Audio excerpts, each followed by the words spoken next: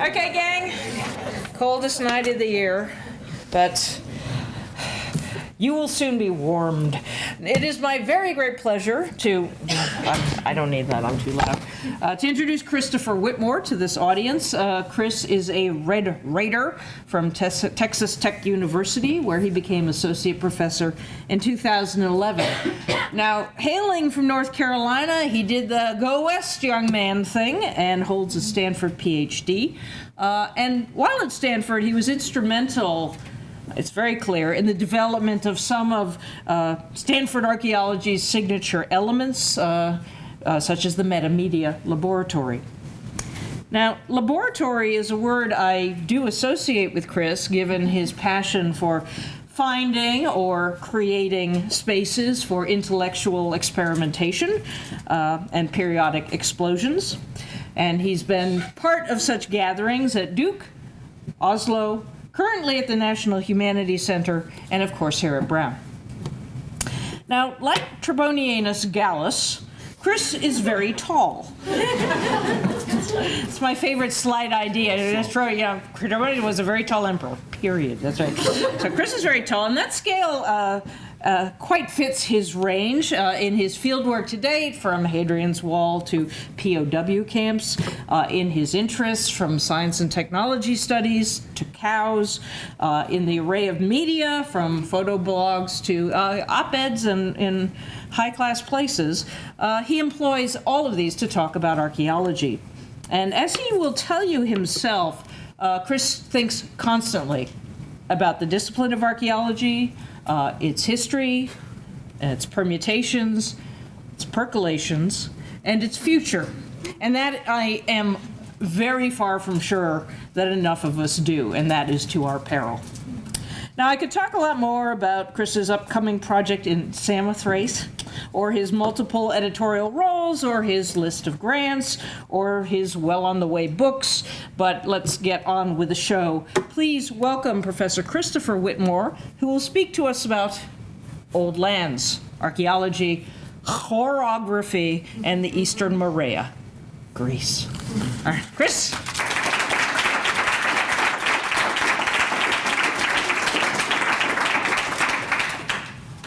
So how do we do the lights? Oh, that's my bad. That's perfectly fine.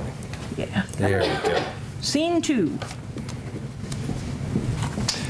I want to begin with a word of thanks to Sue Alcock, Sheila Bond, John Cherry, Peter Van Domelen. Thank you all for this opportunity to be here with you tonight.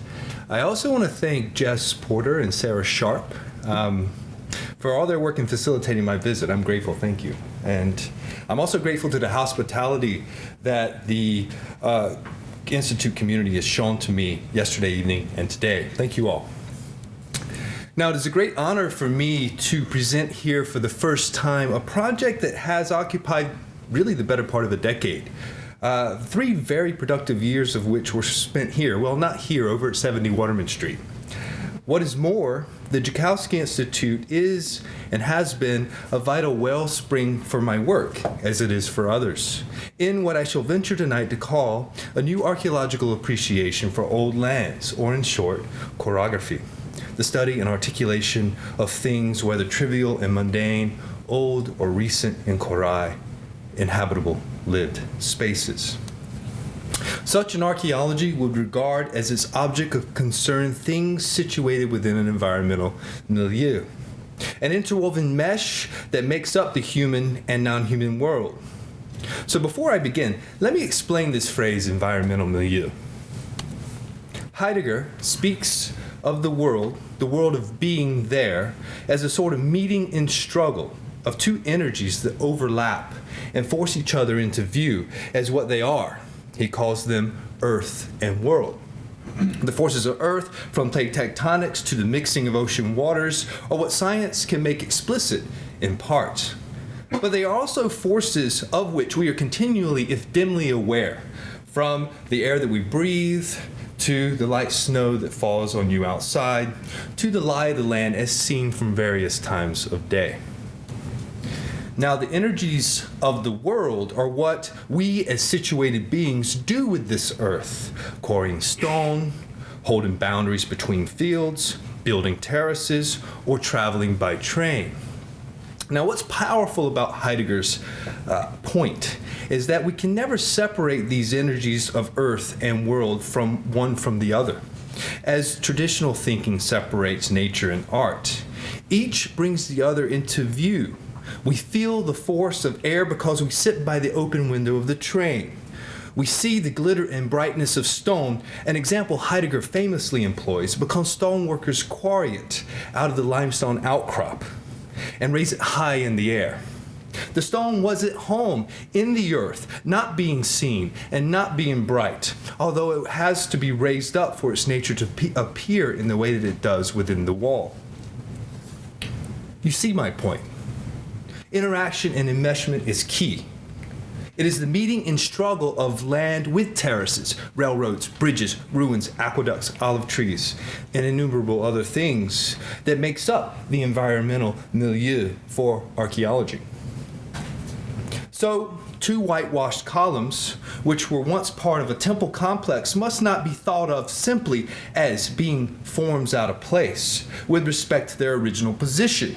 They were quarried from somewhere before being raised as parts of something else. They were repositioned because of environmental factors, which include social decay, new religious beliefs, or shifts in land tenure. In short, erratic changes over the long term. Now, archaeology is obliged to tell the story of change, but this is grounded in a current situation, one coextensive with us.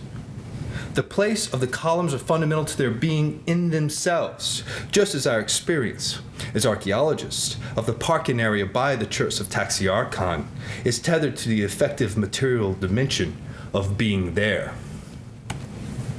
So my aims for tonight's presentation are really threefold. First, on a more general level, I want to reveal something of my research and interest in landscape and land, chorography and topography, material culture, or a subcomponent of what I like to think of as things. And my current book project on Greece was born of a variety of circumstances and research projects that have converged over time. Second, I will discuss the field practice and literary genre of chorography and exemplify both with a couple of excerpts from my book, Old Lands. My third and final task is to say something about where I see my research going with two projects, a new landscape project on Samothrace and an international collaborative project related to the future of European heritage. So before I provide a history, allow me to share a synopsis of the book, the full title of which is Old Lands, a Chorography of the Eastern Morea. My project is an exploration of one of Greece's most storied and archaeologically saturated regions, the Peloponnese. Now, the Byzantine epithet for the region, the Morea, is a name chosen because of its ambiguity, a productive ambiguity, tethered perhaps to the mulberry tree, the Morea, for which the region was renowned. Perhaps because its shape, as you can see here, bears a likeness to the mulberry leaf, however unlikely that may be, or because the Morea may be associated with the Slavic word more, the Latin mare, or sea. All 3 points allow some purchase on the book's key themes. The Eastern Morea encompasses the regions of the Carinthia in the north and the Argolid in the south. All right, so first, Old Lands aims to provide an empirically rich and carefully detailed regional account that, in following routes, roads, and forgotten paths, grapples with neglected diversities, those which fall through the sieve of linear histories. Second, Old Lands seeks to draw insights from material memories of human and non-human engagement with land and environment over the last 10,000 years and more, and situate them in light of radical upheavals in regional space, urban sprawl, highways, and lowering water tables, the ecological crises at the forefront of everyone's consciousness today, global warming, biodiversity loss, and pollution. And third, the project offers a new and distinctive alternative to conventional ways of describing, documenting landscape and region within archaeology, anthropology, and cultural geography. It's fundamentally a long tradition of classical topography that it's tied to. As a research project, the initial sparks for Old Lands were kindled in my years as a graduate student, searching as we all must do, for an attractive dissertation topic, I was very fortunate to be given access to the survey archives of the Archaeology Exploration Project by Michael Jameson. Now you see, this was a graduate student's dream.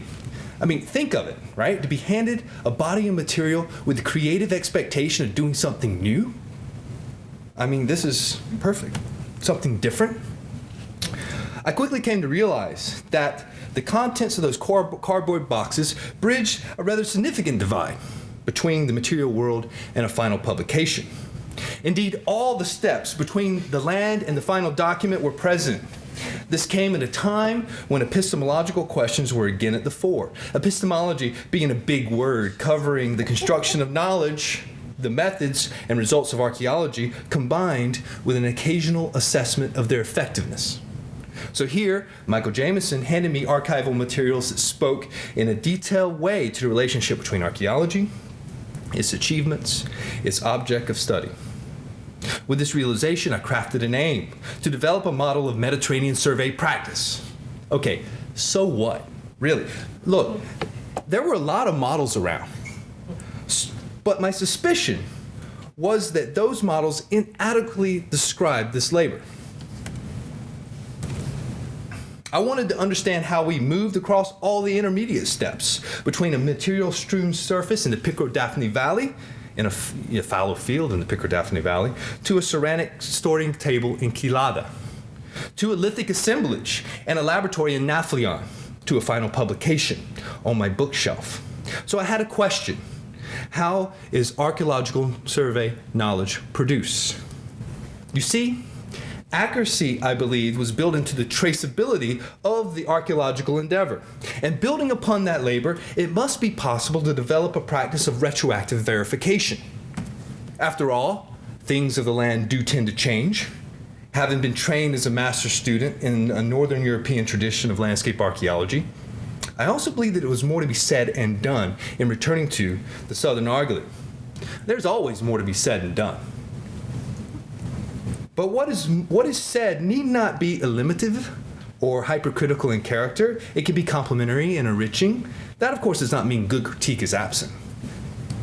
After all, the Argolid Exploration Project held over 2 decades, the archives, 2 decades and more of labor by some smart and wonderful people, and that for me was humbling. So three points really crystallized for me in that work which have bearing on my aspirations to breathe new life into the old and neglected genre of chorography. The first relates to our very empirical grounds as archaeologists. The second relates to the question of time. And the third pertains to the question of media. What is the nature of our empirical grounds? Empiricism is another way of stating, yes, that knowledge is derived from experience, but more so, it raises questions of what a practitioner is faithful to in a given experience. That is, of our fidelities in that relation between the observer and the object observed. What so many of us regard as our empirical domain, the material past, is also history's domain. And insofar as both fields are concerned, artifacts, remains, remnants, by their very definition, point to something outside of themselves, something that is assumed to be fundamentally historical. And we are left with a historical definition of those remains, those artifacts, those old things, ta archaea, as secondary. In this way, history holds a monopoly on the past. The past is even confused with history. So long as we regard things as epiphenomenal, that is, as vehicles to something else, we are estranged from our objects of inquiry. But the issue is much larger than human artifacts. Archaeology, as I have argued with colleagues elsewhere, does not deal with what was. It deals with what has become of what was. But in this, archaeology study what is, things. These things are engaged, as I have stated at the outset, with other things within a wider environmental milieu. So yes, goats, limestone and juniper, microbes, cypress wood, and soil. The Graben system under the Argive plain, earthquakes, and water tables. So how do we understand time? The Mesolithic, understood as a swath of 2,000 to 2,500 years in Greece, is taken as an episode of human prehistory that is completed and replaced by the Neolithic, which terminates with the early Bronze Age, and this in turn gives way to the Iron Age, and so on. Thus, with their laminar and well-defined distances, these episodes are regarded as successive, enclosed as links within a chain of terminations and replacements. Now, there are very good reasons for this, whether they be the organization and management of information or the linear story of human experience. And yet, it is the peculiar species of historicism that posits terminations and ruptures, for it holds that we have broken with these past and progressing forward. However, as I walked through the Katafinki Gorge, as I revisited the sites of the Archaeology Exploration Project, I was everywhere continuously in contact with something of those past. Something of the Mesolithic is held in the things found in the depths of the Franti Cave. Something of the Hellenistic in the grooves from ropes over the edge of this communal well in Didyma. Something of the 19th century, and indeed the Hellenistic again, in the village of Ermione. The land holds very different possibilities for how we understand the past with respect to time. These things challenge the almost ontologized confusion of the past with history, as well as the equally taken for granted assumption that the present is non-archaeological territory. A very different story could be told. So this brings me to the question of media. Two-dimensional space also governs and guides us, right? We map and read maps. We plan and interpret plans. We photograph and contemplate photographs. Our computers, though they hold completely different possibilities, are still tethered to the flat format. Everything we do is oriented to the page. Let me press the button on my notebook. To be sure, without this, we would not have archaeology, much less knowledge in the way that we have come to know it. The map, the plan, the photograph, the page is essential. But things withhold so much from these forms of translation, these modes of engagement. Is it possible to engage land, to write on the land, without being guided by the map, without approaching through the map, which, being pervasive, has made its marks on this endeavor? For the majority of those who dwelled in this region, lines were not so much drawn around the land as they were enacted along roads, across water, overpasses, through towns, under pine.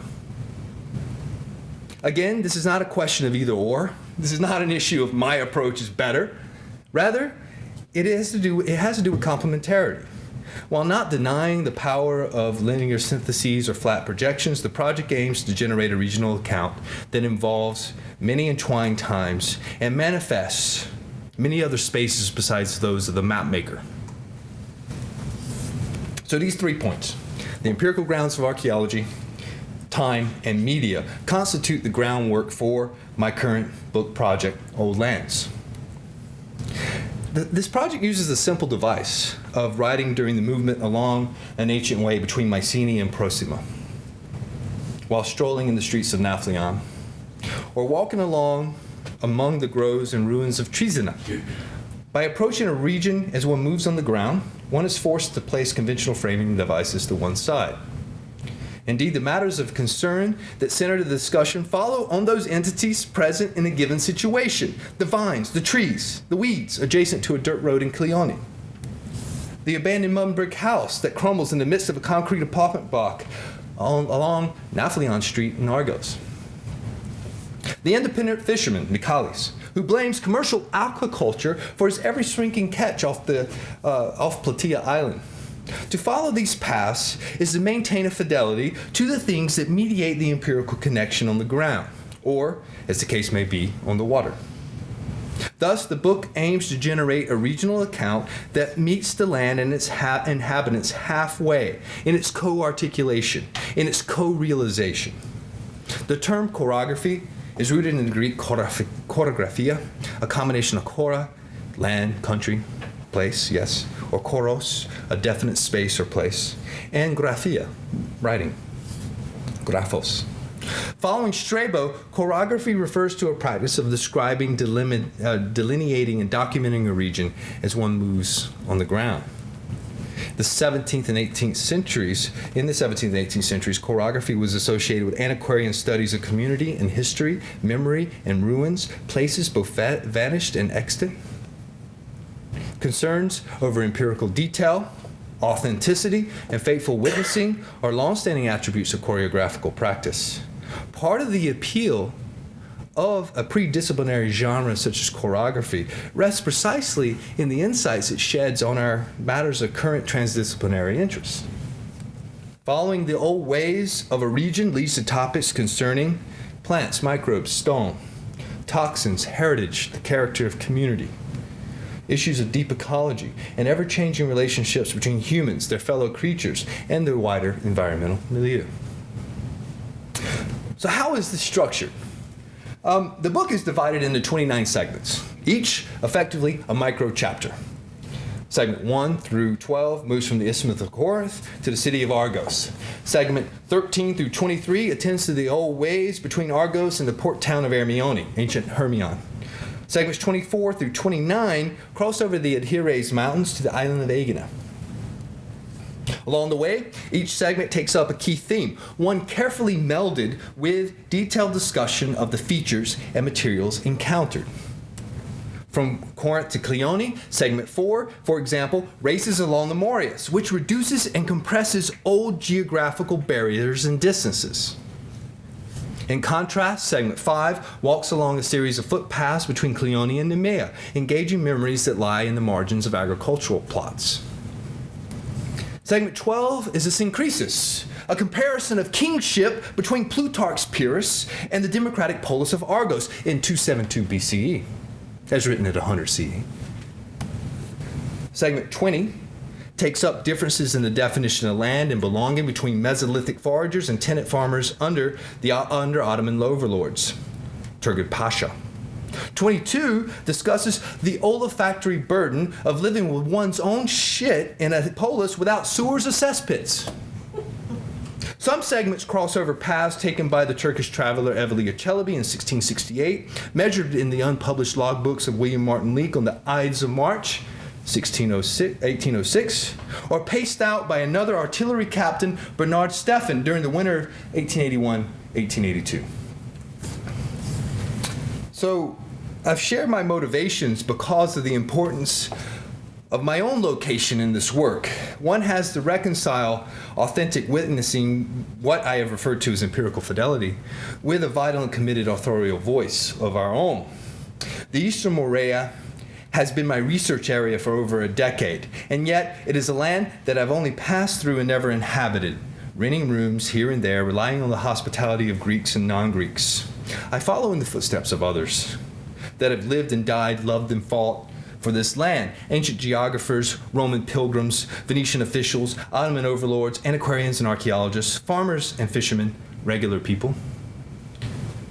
At other times, I take a step back in co-authorship, inviting others to have a say.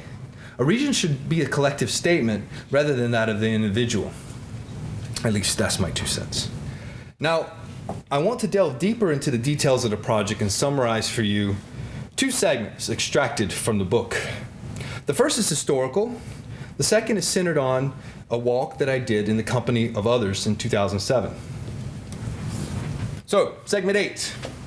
This segment details a 20-minute train ride taken by the intrepid traveler and aspiring archaeologist of the time, Gertrude Bell, in the company of her father, her uncle, Thomas Marshall, the classical scholar and translator of Aristotle, and a dragoman named Constantines Ikomedes.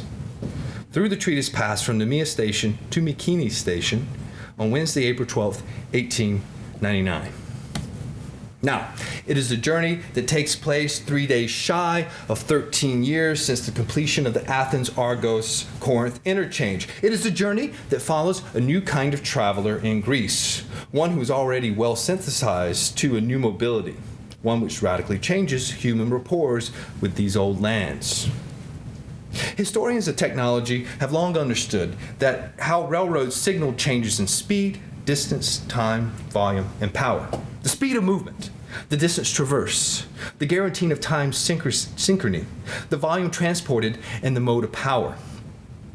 And up to the introduction of the railroad, travel and transport had well-defined limits, which, notwithstanding the introduction of the horse, subtle differences in quadruped physiology, transformation in wheeled transport and roads, the development of post stations, or the design of ships and the use of sail, had remained remarkably consistent over the long term. Seen off from the Peloponnesian station in Athens at 7 a.m., Gertrude and company will arrive at Mycenae in time for lunch at noon, provided by Constantine Nicomedes. These 84.5 miles, which once required a few days on foot or a couple of long days on the hoof, could now be traversed in 5 hours.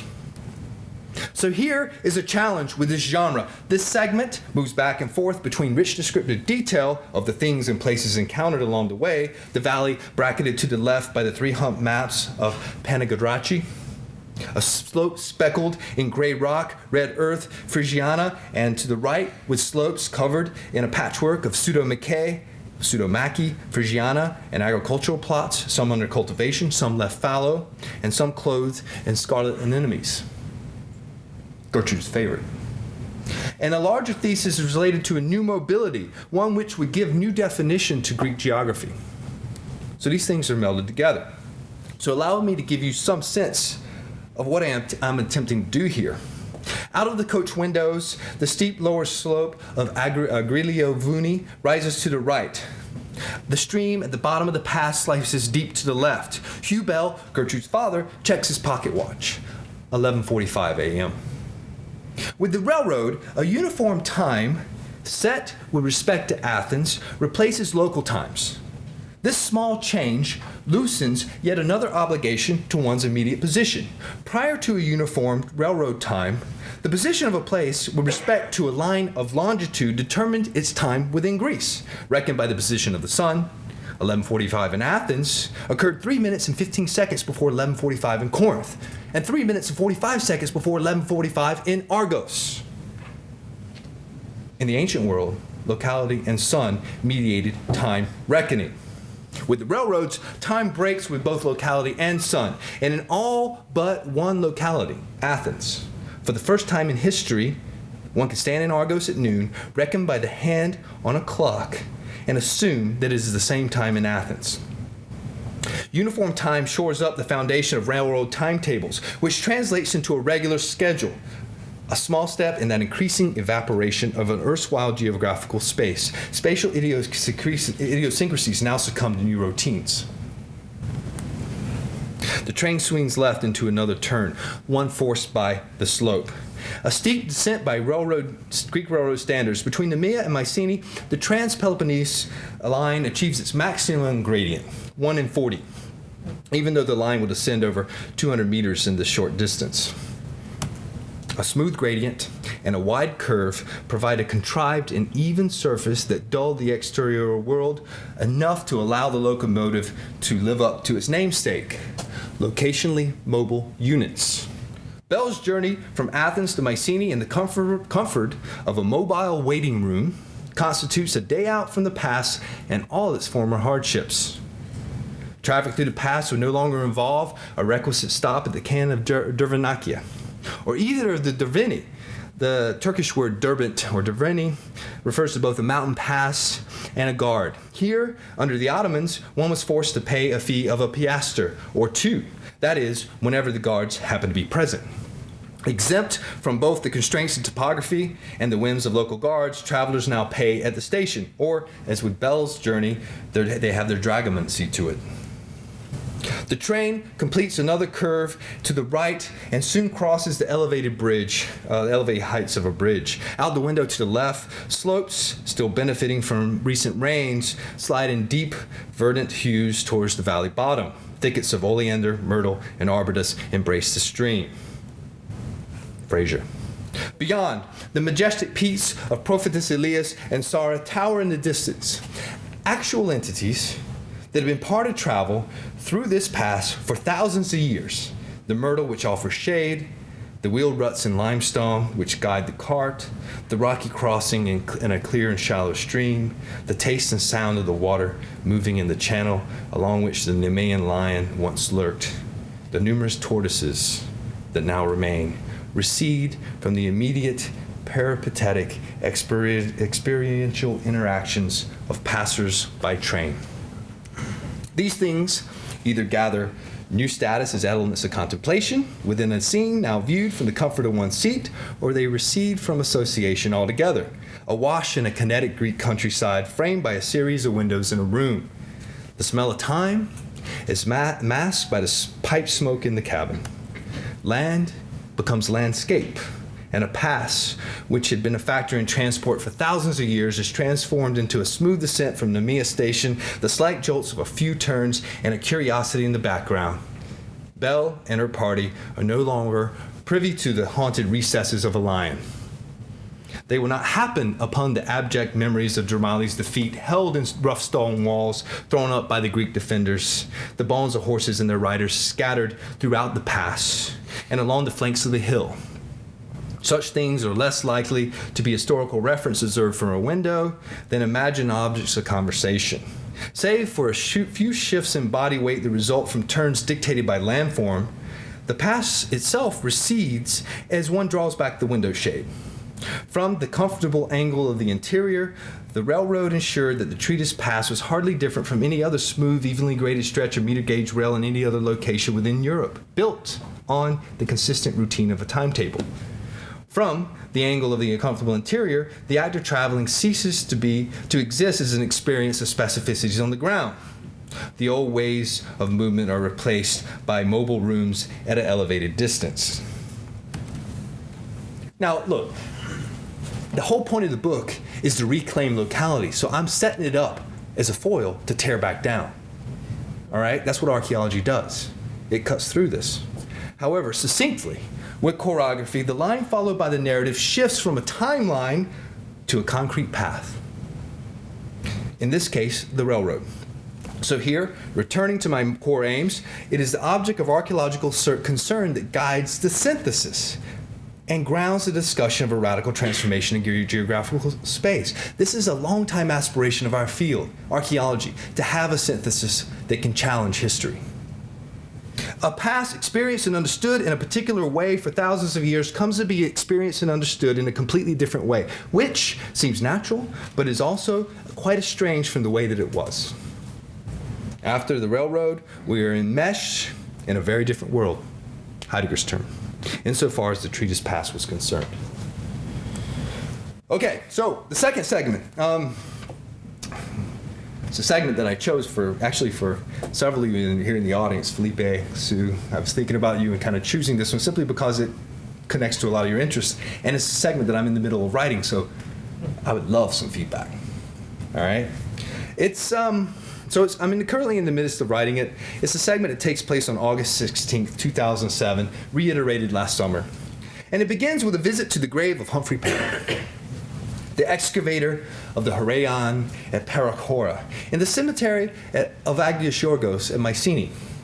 And it will end with another cemetery at Proxima, near which the sanctuary of the Heraeon was situated. Now, at odds with its surroundings, Payne's gravestone of white marbles is inscribed, as you can see, scholar, artist, Phil Helene, born in England, February 19th, 1902, died in Greece, May 9th, 1936, and below, in quotes, "Mourn not for Adonais," the words of Shelley, an elegy to John Keats. Now, the adjacent marble sepulchre of the house of VIK usurps the small enclosure and presses against the edge of Payne's gravestone. Soil and earth, cobbles and debris spill over, downslope, over the revetment wall. They, too, usurp the enclosure. Now, this situation introduces some repeated features that actually come into the segment. A revetment wall and graves, named and unnamed. The segment tries to pull off a rather difficult trick. For in moving past tombs by terraces, in looking for what has become of an erstwhile Mycenaean highway, it weaves together a story about burying the dead and appropriation, land and taking up the burdens of others in working it, obligations to ancestors, both hereditary and adopted. Plowing furrows, setting stones in terraces, care for those who worked this land and who are buried in it is juxtaposed with obligations to our own scholarly predecessors. Humphrey Payne, an adopted ancestor, plowing furrows in the pagus, writing lines on the page. It attempts to write actual mundane things into the story, and in so doing, it moves from a notion of memory as recollective to one that is material. It also develops an appreciation for issues by underlining the labor of anonymous others, who, as everyone here knows, tend to get written out of these stories, local farmers. Now, our path follows the general route of the ancient road that connected Mycenae with Proxima. It lays along the olive-covered slopes of Mount Sara, which you see here on the left, in the direction of the small tabletop spur of Euboea, Panagiorachi, which is actually just visible here. There you are. Above this slope, which is broken by a series of dry stream channels, rise the peaks of Euboea, Prophetess Elias. Beyond lay our destination, the former sanctuary of Hera at Proxima, which comes to be associated with Argos. We drop down into the bed of the Kavos. We pass by the first of many terraces. This one was excavated by J.M. Cook and is associated with the so-called Shrine of Agamemnon. After 30 meters, we turn south from the Agios Causeway and begin the search for vestiges of an ancient road, presumed to have run towards Proxima from the causeway. It was traced by Bernard Steffen in the winter of 1881-1882. He dubbed it Verte Hochstrasse, the fourth high road. We soon move into a small follow plot and continue to follow the line of the terrace. Overgrown in sage and thistle, the terrace doubles as a boundary between the lower fields and another grove of olives. We cross over the terrace and continue across ground so thick with cobbles that few plants break through their margins. As we walk on uneasy ground, we ponder attempts to date terraces. And this actually happened with a former Joukowsky Institute graduate student, now with a PhD, Brad Sekadat. So, construction and overall morphology, orientation, and context provide clues from which archaeologists have attempted to build temporal taxonomies of terraces in this area around Mycenae. Let me see here some of these red lines. The Mycenaean Survey, from 1991 to 1993, identified Mycenaean terraces on the basis of Cyclopean masonry and made suggestions as to those of subsequent eras. And yet, assigning dates to terraces, as we all know, is no trivial matter. Charcoal beneath the base stones may be associated with land clearing prior to construction, or they may relate to episodes 1,000 years earlier. Association with other features in the raised surfaces that they retain, or pollen or organic residues in the accumulated sediments, may date subsequent use, but not construction. The best one can hope for is to find terraces in clear correlation with other datable features. But this too is not without its idiosyncratic problems. And none of the terraces from this area of the Mycenaean Survey have been properly excavated with such aims. Cook, in his report on the excavation of the Kavos Shrine, places more emphasis on the physiognomic association with the temple terrace in the citadel, provided by Alan Weiss, and less on its stratigraphic relation to the fill behind it. In fact, the fill lines don't even connect to it. Frustrating. After 130 meters, the terrace is no longer discernible. Rocky ground gives over to rich red soils. A small grove of older olives gives over to an area overgrown in maquis. We continue along another terrace line. Along here, this terrace, like the previous one, divides plots, some better tended than others. Along here, this terrace forms edges where stones removed from plow soil accumulate in a linear cairn. Now, attempts to associate terraces with a particular period often fail, not always, but often fail, to appreciate that they are iterative. Stones reset by those who work these lands subsequently. But through the collective achievement of others, before and after, their success is their contrived status as anonymous accretions, retaining earth as a level, soil-rich plot while accommodating wayward stones. farmers would rarely choose to release terraces from the drudgery of being useful. Over our path descends evenly towards the upper channel of the Vathirima. We walk uphill along an agricultural road to cross a field paths through an open section of the ravine where olives have been planted. Here, terraces built across the drainage catch sediments. Of what period is this terrace? Ascribing time is part of our obligations, our duties as archaeologists, to those who came before us, to those among us and those yet to come. But enclosing such terraces within a particular epoch fails to recognize how this terrace, the terrace, is still here, holding back moisture-rich soil for roots, providing flat ground for agricultural labor. As we walk out of the upper channels, we find ourselves at the line between groves and maquis. And as we walk the edge along plowed ground, behind us, terraces hold memories of labor, stones set in relation to one another, each meeting to form a receptacle for subsequent stones in a revetment line. Before us, the ground also holds memories of work, furrows from a disc harrow, the absence of overgrowth. The maintenance of well-kept plots not only becomes visible when it's lacking, everywhere registers the presence of the farmer. This is a species of memory that is involuntary. This is a memory that belongs not to human recollection, but the stone, to the furrow left by the disc harrow, to the ridge turned up by the plowshare. This is a memory as a quality of delimited cemeteries, graves, terraces, well-tilled fields, cut limbs from pollarded olives. These things uphold the myriad paths of this area. This is the memory that we here in the midst of an olive grove confront as archaeologists. This is a memory that those who walked this ground before us confronted as well. And so from here, our trail is marked by trees, terraces, cleared fields, houses, churches, and tombs.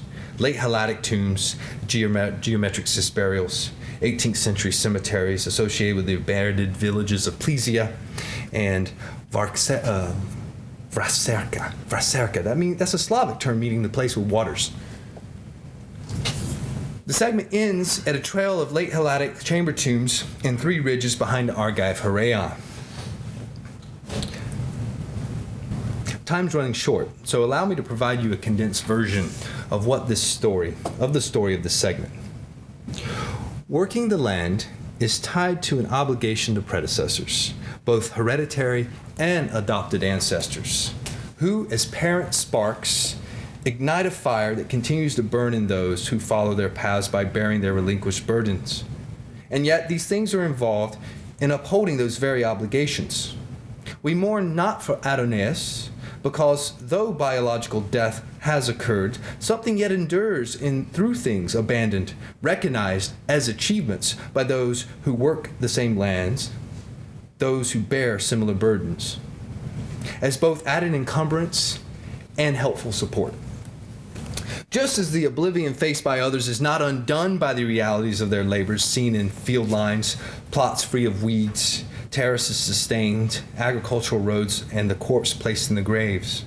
Graves may yet spark subsequent fires for those intimately familiar with this land. If of the line of heroes is the eventual image applied to the nameless dead, an image which belongs to non-consanguine inheritors of this land, one may envision an obligation not immediately connected to the cultivation of a communal self or the appropriation of community lands.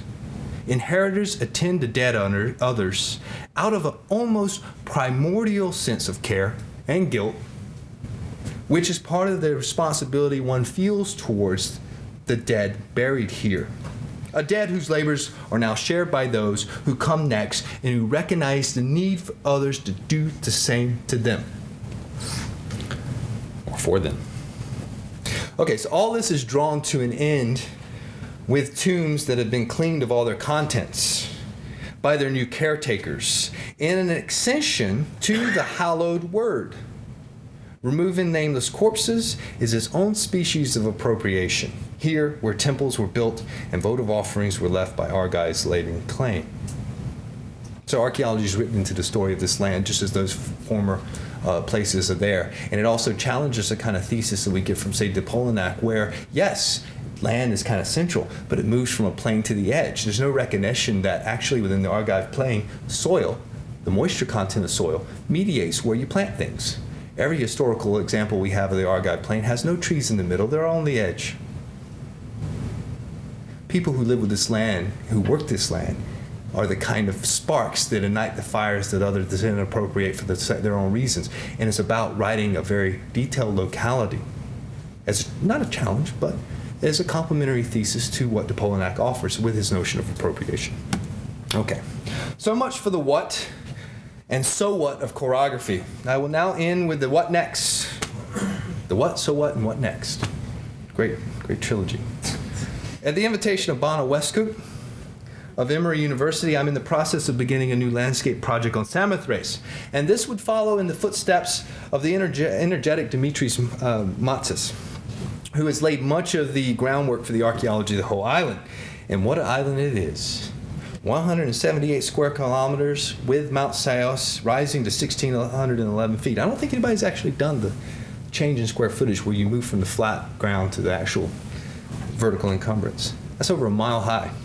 The site of the Neolithic and Bronze Age settlement of Mikrovuni, home to a major Panhellenic sanctuary near the Hellespont, home to a metoki, which is metoki is a Greek word for land that's kind of owned apart from a monastery, and this is the monastery of Mount Athos. The plan is to integrate techniques from intensive archaeological survey, remote sensing, ethnography, and environmental ecology to probe the depths of the deepest past, from the deepest past to the contemporary. It's designed to be competitive for a new NSF program, the dynamics of coupled natural and human systems, which I've spoken to some of you about. And the project would kind of target the long-term commingling and enmeshment of humans and their fellow creatures with the island environment. So that's the first project, and the plan is to kind of try to get this up and running in the next couple of years. The second project is really part of a large international interdisciplinary collaborative project with Bjorn Olsen, who I closely collaborate with, After Discourse, Things, Archaeology, and Heritage in the 21st Century. Now, After Discourse is an explicit attempt to scrutinize the material term, to explore its consequences and potentials for archaeology and heritage studies, and thereby establish a new and critical ground for studying things in the humanities and social sciences. Now, while acknowledging and drawing on the profound contributions to thing theory made in philosophy, science and technology studies, sociology, geography, anthropology, and other fields, this approach differs in accentuating a renewed trust in the material itself, something that's familiar to all of you. It is the project grounding assertion that a successful turn to things cannot be accomplished through theoretical and discursive reconfigurations alone, but must also be based on the experiences that emerge from direct engagements with things, including broken and stranded things. Drawing on phenomenology, drawing on and developing perspectives from various new materialist programs and phenomenology, and anchored in conducted field studies of modern ruined landscapes and abandoned sites. This project focuses on three main themes: the materiality of memory, the effective aspect of material encounters, and the value and ethics of things. By bringing a concern with ruins and heritage and things themselves to the forefront, the project aims to develop a new platform for debating archaeology and heritage in the 21st century. And with that, thank you very much.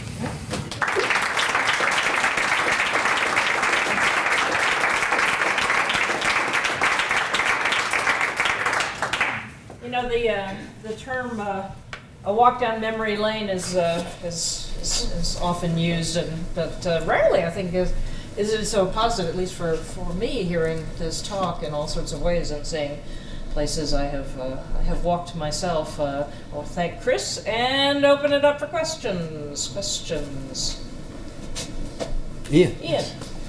Sorry. No, it's all right. Go ahead. I mean, through this choreographic approach, do you see a rehabilitation of 18th and 19th century antiquarian and travel writing? Yeah. Absolutely.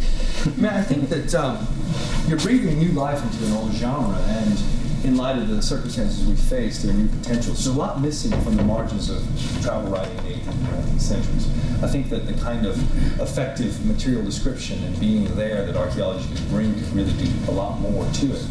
But yes, what's interesting is that the fidelity is to the line itself. That's what guides the synthesis. What dictates what comes next in the synthesis is the fact, oh, there's an Ottoman property boundary. How do you deal with that? How do you deal with the Ottoman property boundary and then also a Mesolithic scatter? Because the land itself is beaming that connection. It's right there in front of you. How do you connect it? Well, normally we actually, Mesolithic, 8,000 years.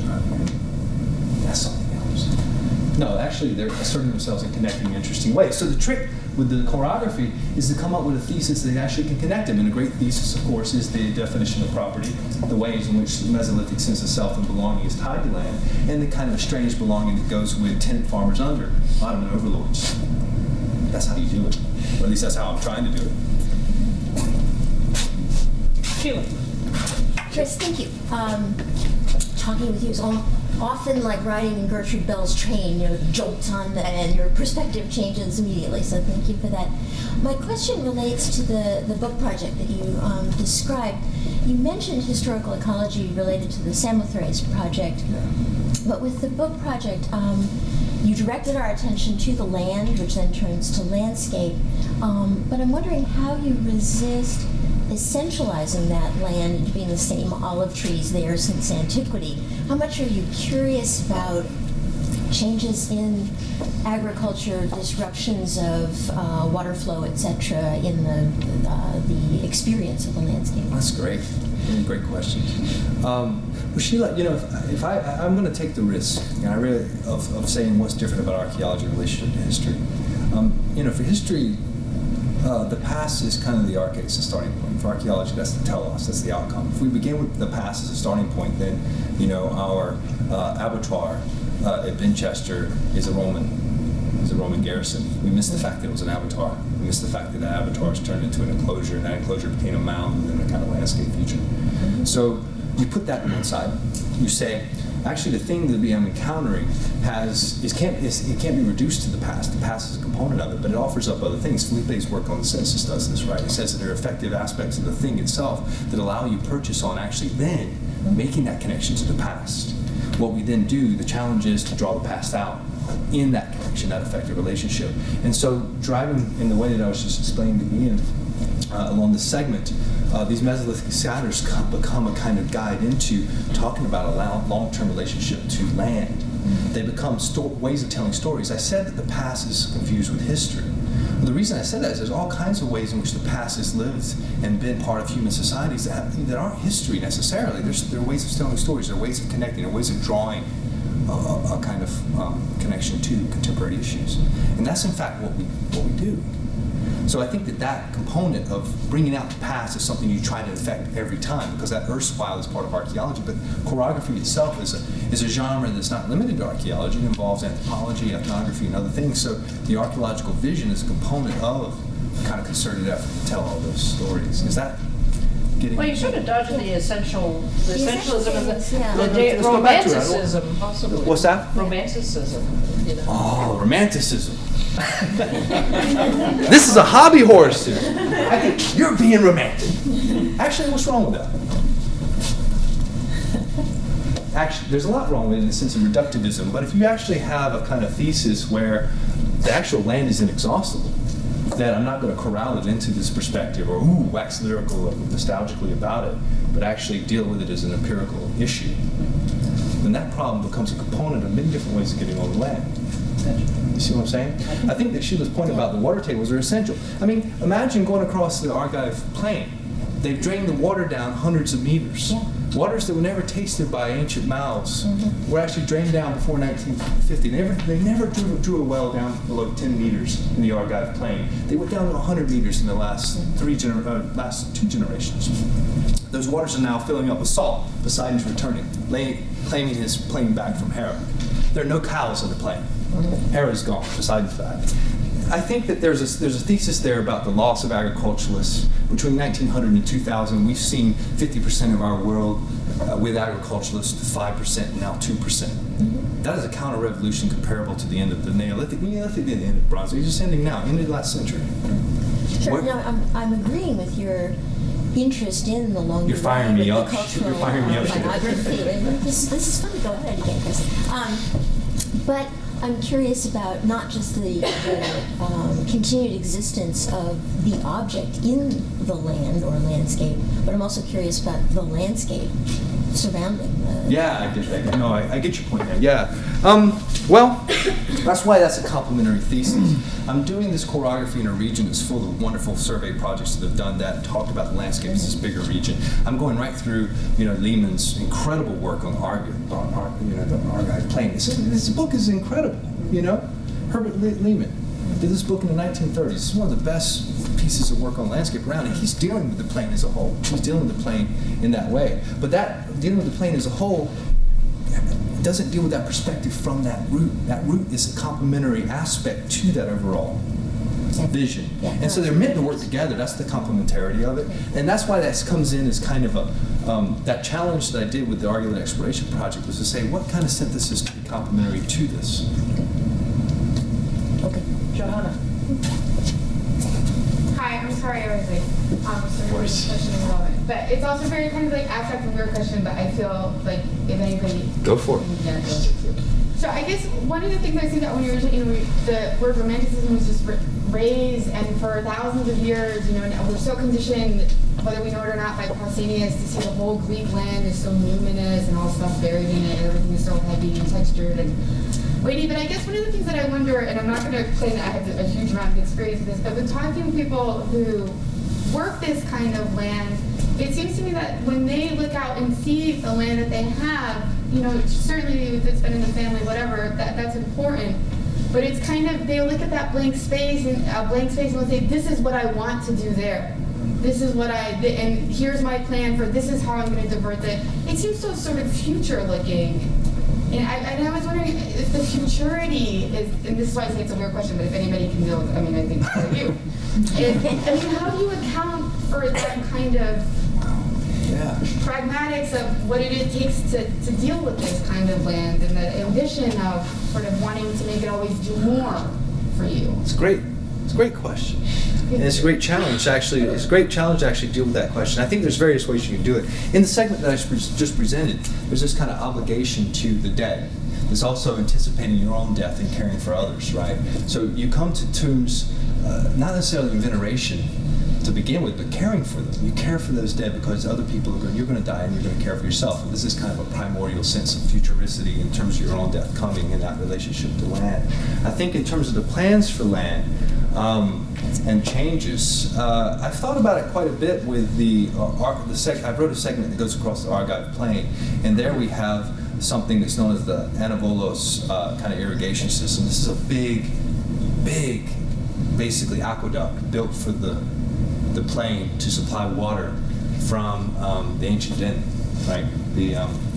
From these waters that well up in the kind of sea outside Argos, and also captured at Kefalari.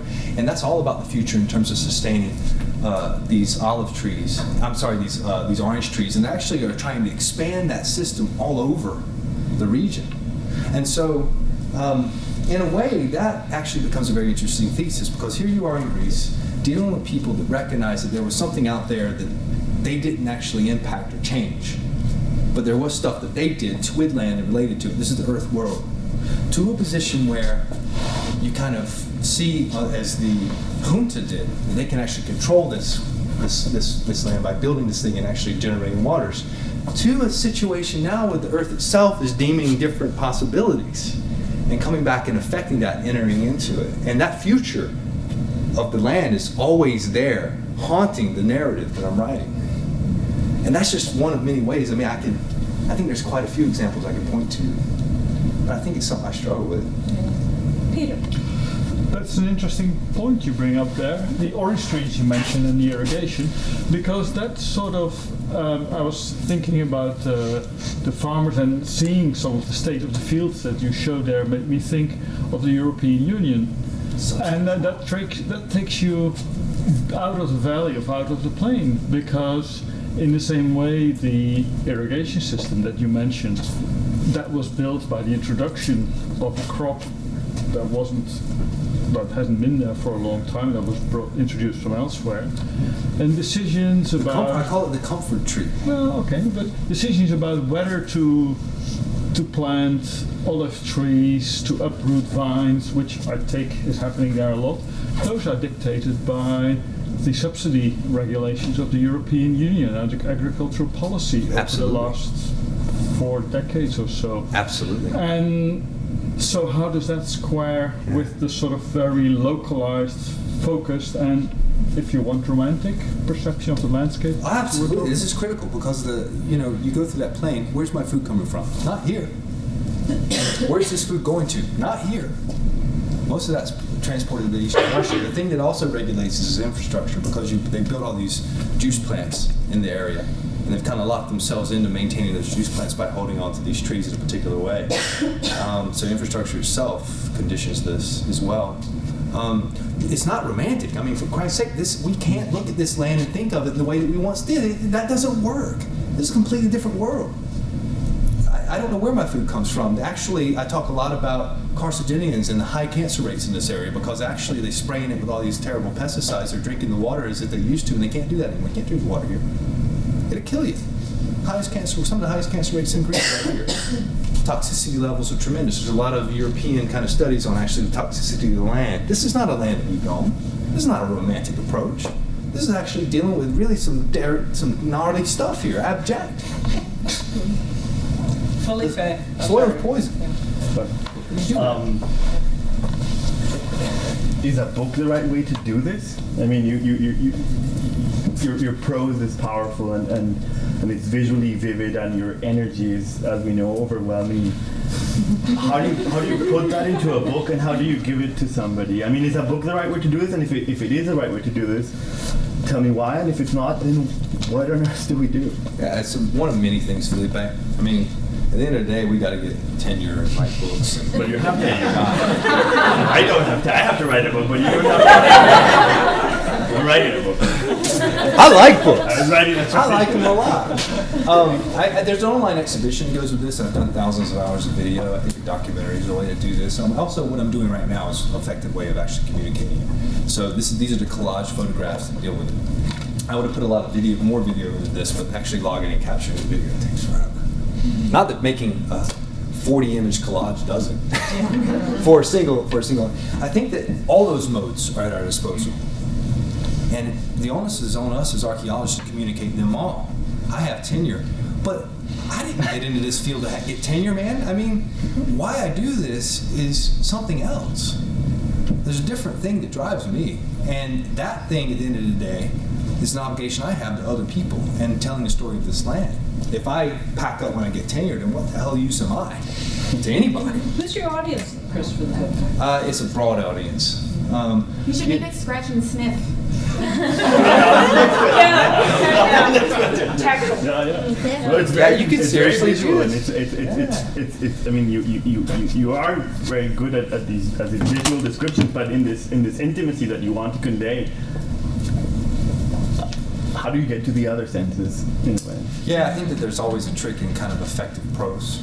Yeah. I think you can be quite evocative with text, and I think it's actually on us as archaeologists, all of us to write better. History's really good at it. You know, I spend a lot of my time at the center talking a lot with the Milton expert and professor of Shakespeare at Harvard, a guy named Gordon Taskey, wonderful guy. I never know that he actually teaches at Harvard. He would never tell you. And he spent a lot of time reading my stuff and helping me out. I've got a lot of great people in this room that have helped me with my writing. God, it saves me from myself, Felipe. I am a terrible writer. I'm from North Carolina. Hey, North Carolinian here. Yeah. One more, okay, Matt, then John, and then we'll party. My question is kind of related to what Peter just brought up, and it's largely a response that's been leveled against the materiality term, so I'm sure it would be new to you in its permutation, but you mentioned sort of the beginning of your talk that history has a monopoly on the past. And I would say that it's more the production of history that has a monopoly on the past, and archaeology is very much part of that. And you can view that as being discursive if you want, but it's also very material. And so I was wondering if you could more explicitly talk about how power is inherent in the production of that past. I mean, you're looking at these different landscapes. People were compelled to build those railroads. Agricultural fields were reappropriated. Some were burned, some were taken by other people. And how that landscape is experienced changes over time, and it's very much constituted of how they experience power structures. So how do you compensate for how power is experienced in the landscape? Oh, that's great. Thank you for that question. I was hoping to be asked. There's actually several components to what you say. History is about production history, yes. Historians are very savvy. The history I mentioned is actually history that a lot of archaeologists are taught. So if you read Laurent Olivier, he actually has a lot of his writing against something he calls history, but it's not history as historians know. They are effectively aware that history is both production history and the thing we're talking about. And when we say that history has a monopoly on the past, we're looking at a kind of continuity of human experience that is lived as the thing we're after. There's so many other stories to tell. There's archaeological stories everywhere that the land gives to us that are about connections between things that are important. And those get exactly at the kind of power issues you're talking about. My big issue with power is that to be most effective at rooting it out, putting it to one side until you actually can suss it out in all its forms. If it leads in a melodramatic way, this is what symmetry is about. If it leads to the kind of thesis, it's a priori conditioning what it is you're saying about things. And in fact, power hides in places you wouldn't look otherwise. So get it out of the way and find those places. That's what archaeology does really well. The thesis on the proxima stuff is about farmers who are out of the story. Yeah, we talk about farmers all the time, but you really get down and dirty the material and the soil they work with. Do you understand the idiosyncrasies of these few square meters right here? They're different from over there, and they're different from across the valley. But we talk about it as if they're in the same terms. They're not for the farmer. They see it very differently, and that goes back to Joanna's point about, working and talking to farmers. They know that. They know those differences, and they can take you into them. I think you ask a very important question about power. It's about rooting it out in all its forms in all kinds of places, and it is there. And it's very much there when you start talking about toxicity of the soils and the fact that farmers are actually abandoning their commitment to land in the way that they knew it. Most of your labor in the Algarve Plain is actually imported labor. It used to be from the hills. So you used to have people who had less rich lands coming down into the plain, actually dealing with the crops there and going back up. Now they're importing it from outside by co-ops who are associated with orange trees. So that power dynamic is really strange. And it's a story that's got to be told. You got to root it out.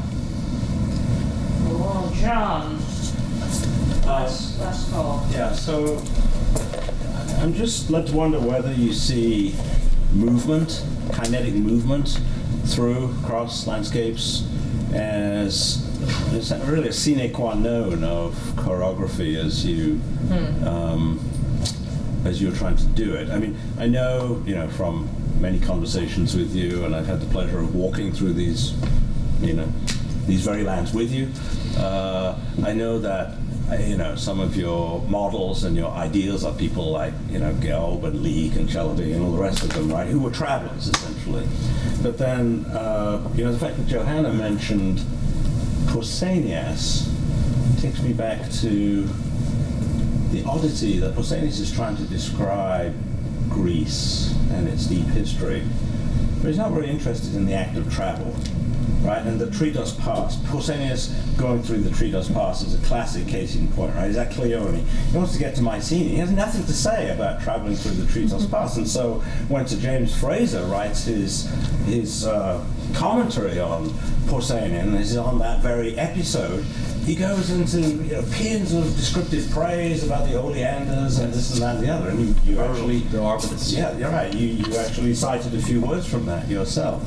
So Pausanias wasn't interested in movement through landscape in that sense, and he's really one of the first to be describing these landscapes in the sense of a thick description of the kind that you yourself want to do. So, do you have any thoughts about movement? Thank you for that. Great question. Number one, what do you really don't? What do you not like about Pausanias? What doesn't he tell you? I adore Pausanias. No, what doesn't?